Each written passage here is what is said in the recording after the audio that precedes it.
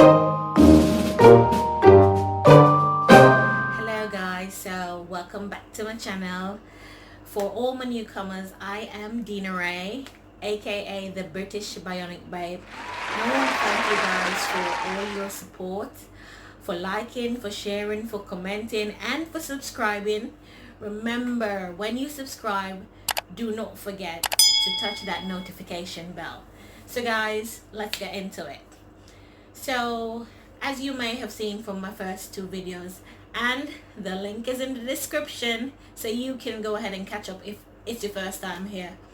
So basically, I was in an accident, and now we're at a point where I'm gonna share with you guys what it's like to actually be in the hospital in my condition.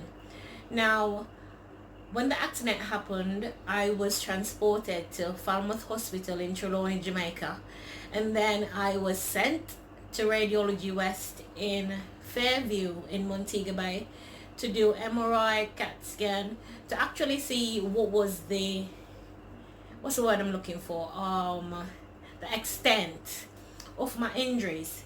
And then I was placed back to the Falmouth Hospital. So I would have been doing all of my corrective surgeries, all of my medical care at the Falmouth Hospital, but it was the Cornwall Regional Wing on the Falmouth Hospital.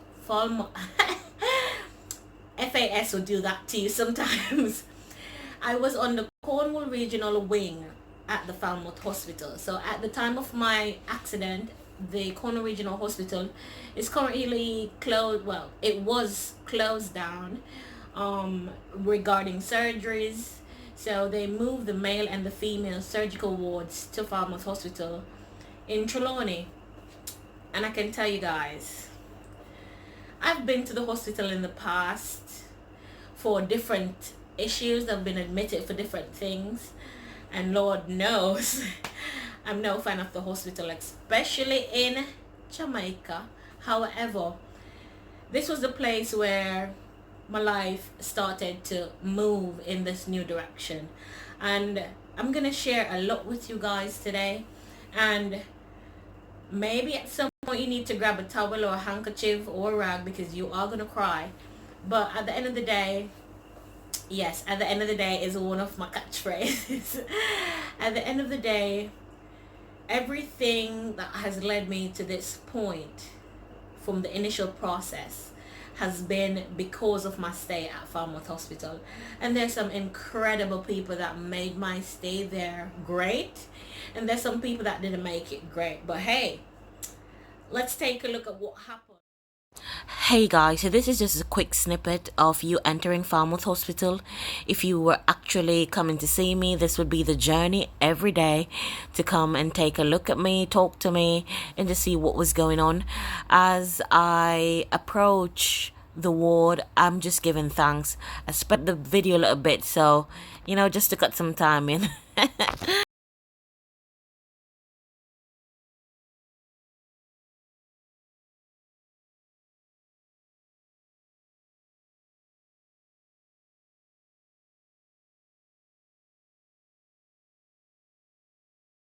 Second video, again, the link is in my description. I woke up 2 days later in the hospital, and when I woke up, I had a bunch of people around me. My number one support system, my mother and father. I had some friends, and I had a team of doctors.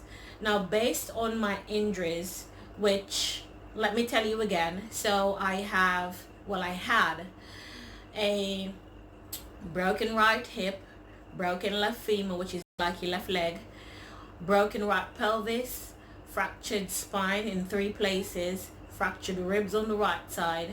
I had I mean, every time I talk about it, I think I'm over it, but then it's a little bit emotional to keep telling all my injuries and realizing again and again how much I've really been broken up physically. But yeah, so I had a fractured eye socket, and I wasn't able to walk. So when I got up and I saw everybody around me, I had a team of doctors. My team consisted of 4 doctors. My lead orthopedic surgeon is Dr. Gilbert, and I can tell you, he is exceptional. He is, I don't know if other surgeons are like this, but he didn't just think about the physical parts of what I was going through, but the mental part. So at different points, he would talk to me to see how I was really doing mentally. He would pray for me. Every surgery I did, he prayed for all of us before we actually did the surgery. And he did talk me through it before, they put me to sleep. But I had a team of 4 people. I can't remember the fourth person name, but there was Dr. Bulgin. She's a wonderful, wonderful lady. There was another young lady, but I think at the top of my head, I can't remember her name. Remember, brain damage, guys. But yeah, so I had a team of 4, and they worked very well to ensure that I would have been taken care of physically. So I woke up on the 2nd of July. My first surgery was actually the 4th of July, where they actually fixed the left femur. So what they did was they inserted a titanium bar into my leg. They pinned it at the hip and they pinned it at the knee. So that was the first surgery. The second surgery would have been my right hip. Yeah, so the next surgery would actually be my right hip. So my right hip was totally broken up, shattered basically. And so that team of doctors, well, I didn't do my right hip surgery until 2 weeks after my left femur, and I had to do that surgery twice. And so in doing that surgery, they had to do a C-section cut. And so I have a really huge C-section cut because they had to fix the right hip twice. So I have a titanium right hip. They also had to fix the pelvis, which means currently there is a chain link, a literal chain that goes from my right hip to my pelvis to keep both in place so they can be in the position they're supposed to be in when they're healed. So that was good. But I didn't really experience what it's like to be a part of the Jamaican healthcare until this accident. Now I can tell you, the staff that actually looked about me at Falmouth Hospital are actually Cornwall regional staff, right? And I can tell you, there was a whole shift of nurses that I absolutely love. They ensured that I was okay. They ensured that all my medications were taken on time. They would, occasionally talk to me because it's not a private facility where I had my own room. It's public. Therefore, there were about 6 of us in the area that I was actually staying. And so you could basically see everybody. You could see what everybody's going through. You could basically, you had vision of the nurses station and all of that. But I had a shift in nurses that didn't mean me well at all. They were just inconsiderate. At night, when I asked them to turn the light off, when I wanted to sleep, I was told that I'm not the only one there and nobody else wants the light off. How can you know that if you've never really asked anybody else? I was deprived of some of my medication because at the end of the day, it was like they had favoritism. So because I was young, and then I woke up with the accent, of course, the people around me weren't so young, and they also had their own issues. So they paid more attention to those people than me, basically. And it got really bad because at the end of the day, I had to make my complaints to the relevant persons about the care that I was getting. And I can tell you, whatever people keep saying about the healthcare system in this country, it is not wrong. It's not wrong at all. And even though we're humans at the end of the day, we're left up to our perceptions and our assumptions. I think when you're part of the medical field, whether it's a doctor or it's a nurse or it's the person that would normally take care of us, like bathe us and feed us. You have a responsibility to the people that you're taking care of, and you should do it to the best of your ability. You should do it in a way where if you were in their position, you would want somebody to be diligent with you. You would want somebody to be there for you. You would want exceptional care. So why would you not give somebody that if it's your job? That's the question I ask myself all the time. So I was really grateful for the nurses that took the time out to really be there for me. Right. Ay, Do- pinga. You put light? Yeah. Come. You the picture. No. You remove now picture. Me no like picture. Sister, you go to where? You move the patient 1, 2. Go. Set the position patient 1, 2. Being in that hospital, depression knocks at your door every single day, every minute of the day. If it wasn't being depressed by my situation, it was being depressed by what's around me.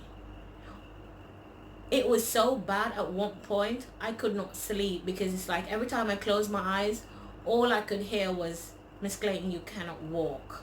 And visiting time in the week was only an hour, and on weekends it was 2 hours.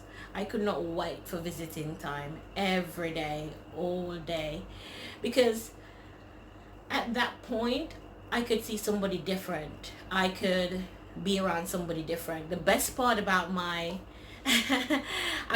about my visiting hours is that my parents always brought the things that I needed. So a lot of people ask me, how come you're in an accident and you didn't lose weight? I could not lose weight even if I tried. I got pizza, I got burger, I got island grill, and I mean like a whole pizza, not like a small pizza, like a medium meat lovers from Pizza Hut type of pizza. But apart from that, I drank so much coconut water. I have the cleanest heart, even more, because anybody that came to see me, I'm a very simple person, even though everybody thinks I'm bougie. So when people are coming and they ask, what do you want? I want Doritos and coconut water, or pineapple, because that good pineapple gotta keep people in check down there. But yeah, so my mother always blended juice. She brought juice for me. My father always brought my coconut water. They brought my fruit and any other snacks that I would like. So there was no losing weight while lying on my back when I was in hospital. But at the end of the day, my health care was not that good until I met 2 young ladies. We know them as Robby, good Robby and McKay.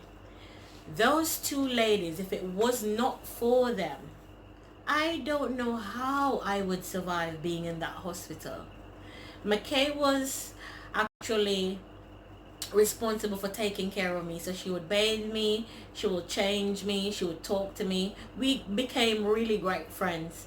And Robby was one of the best porters that ever worked during my time at the hospital, because her personality is so infectious. She's always smiling, she's always talking to you. She is that, like when you go into a community and you have a welcome committee, she's your daily welcome committee. And because of those 2 people, I was able to have a comfortable stay at Falmouth Hospital despite everything that I went through. And they checked up on me. They asked me what the doctors say, because the doctors came to see me every day. And in seeing me every day, they would check how I'm doing, the progress, what we're going to do next, and so forth. And especially the fact that at some points I actually went bad and then came back. At one point my oxygen level was low. I had to actually be on oxygen, and then at one point the eye kept running. So I did have my highs and lows, and at the end of the day, Robby and McKay helped me to be positive. And at the end of the day, it was everything I could ask for. So what you're gonna see now is different areas of my time at Falmouth Hospital.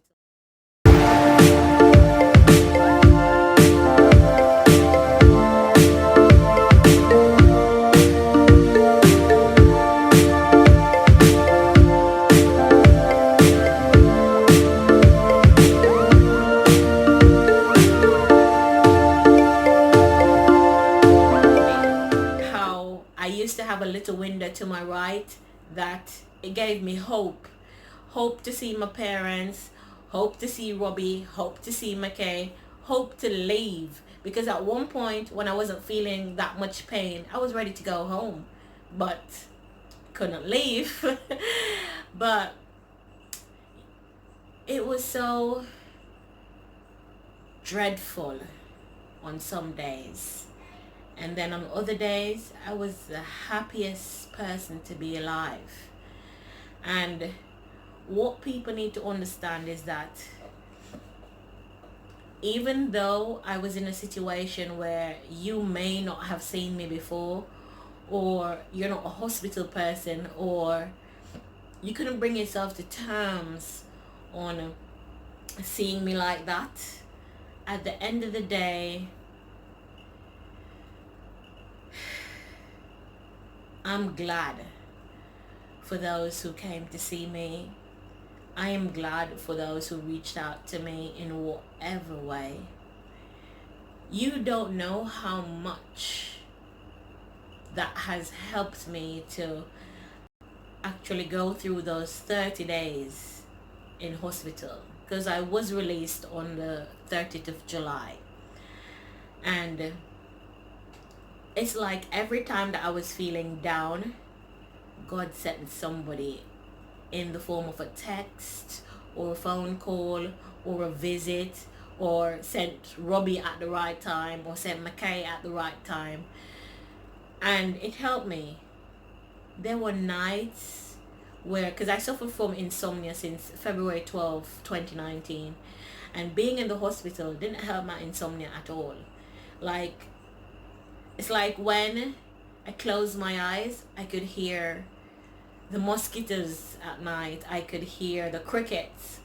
I could hear people moaning in pain. I could hear people snoring. And there was, of course, the continuous bright light. And there are so many nights, all I could do was cry, because I could not understand, and I questioned it. I could not understand what I could have done in 33 years to be in a position like this. What did I do on the day of why I am here? Can't move. If I do move, it would have been rocking from side to side, and that would have still been with help. And it dawned on me one night that yes, you did die and you did come back, but being here in so much pain, I said to myself, why didn't I just die? And those are the thoughts that kept going through my head at night when I can't sleep. Because what's the sense of being alive in pain and unable to move than death? And I did have a support system there, and I had a very special friend that at the time of my accident, he was one of my strongest rocks psychologically, and he ensured at every second of every day, even when I call him 2 o'clock at night crying my eyes out, he ensured I didn't stay at that place. And even though I knew within myself I should not stay at that place, I couldn't help but being sad. I couldn't help but being depressed. I couldn't help but thinking about not being able to function independently and what my life is going to be like. I could not fathom not being independent. And I cried for weeks. And over time, I grew stronger. And I had a little bit more strength in dealing with all of that. But I can tell you, I'm not going to lie to you. There were nights I wanted to just die. I wanted to just be over with the pain. I wanted to be over with everything. Because it was at one point, it's like something gets better, something gets worse. And then being on oxygen, I'm like, okay, so the next thing is life support, and then they're going to pull the plug. So it's those thoughts. I'm telling you, the mind is a powerful place. And we have to learn to control how we think about certain things, because it's not wrong when people say you need to speak positive things over your life and not negative things. Those things will play out. The universe is not sleeping. It hears us every day, all day. And if it wasn't for all the people across the world praying for me, reaching out to my family members, all my friends, my family members, my parents' friends praying for me, providing positiveness over my life, letting me know that they're all there for me. Even if I don't see them, they're always praying for me, they're always cheering for me. God heard those things. And the universe heard those things. And that helped to keep me for those 30 days and to keep me now. Because they say you shouldn't question God, but I did. I talk back, I question. Why me? And a lot of people might say, why not you? I don't know the answer to all of that. But with all the trauma that I've been through in my life, and this being the very biggest one for them all, He has a higher purpose for me, and I do believe in that. And there is no way I can believe that God doesn't love me. Because even though my situation is horrible, I could have been way worse. I could have been paralyzed. I could have had no healing options at all. I could have been so broken that I just have to stay broken. So there's always going to be worse, which is why I'm so grateful and thankful for my team of doctors. I mean, I think at this point, doing this video, I have about a team of 12 doctors in all, 12 different doctors, in order to help me to get to a place where I'm at now. But you'll all get to see the awesome progress.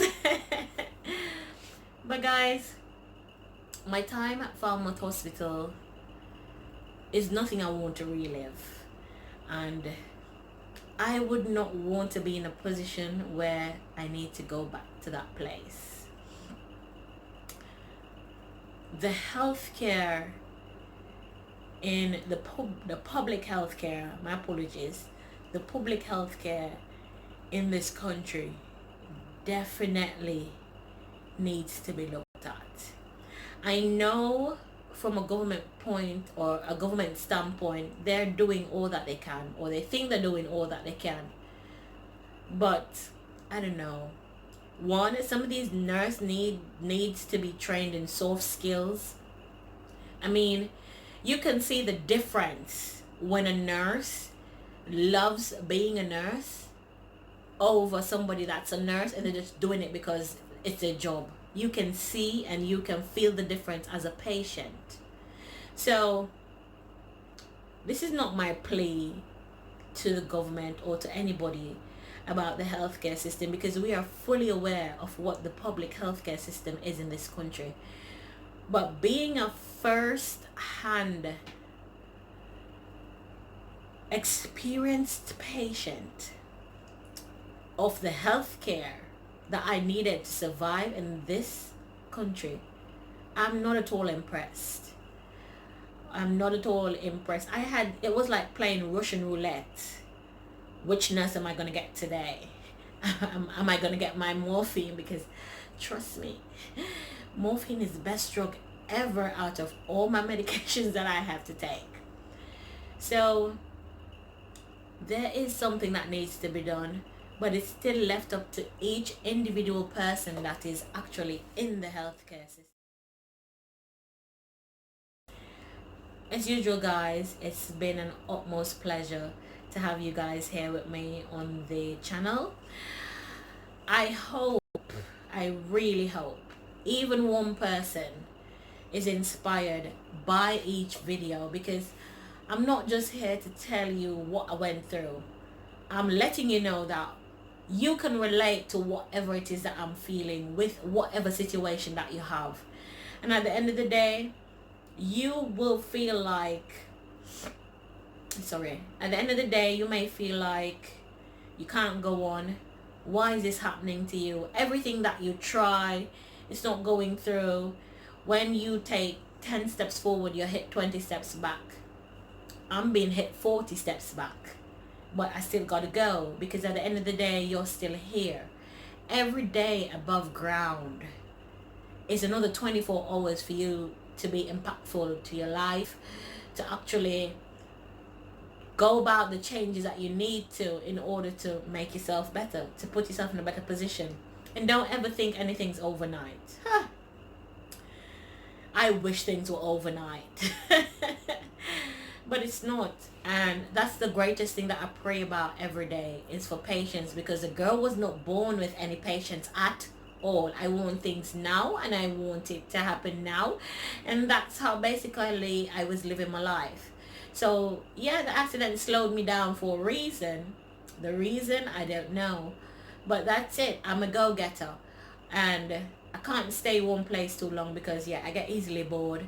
But at the same time, I have to slow down now. And I have to take into consideration everything that's happening around me, all the moving parts, and to see how I can fit myself in it while standing out. So guys, thank you so much for being here with me today. It's an awesome pleasure to always talk to you guys. Remember to like, comment, share, subscribe, and hit that notification bell. Because as you go through the journey with me, trust me, you're gonna be so happy with the progress, with the videos, with the footage, because I'm telling you, some of these videos I crack up myself every time. So guys, remember, it's the British Bionic Babe, and it's been an utmost pleasure.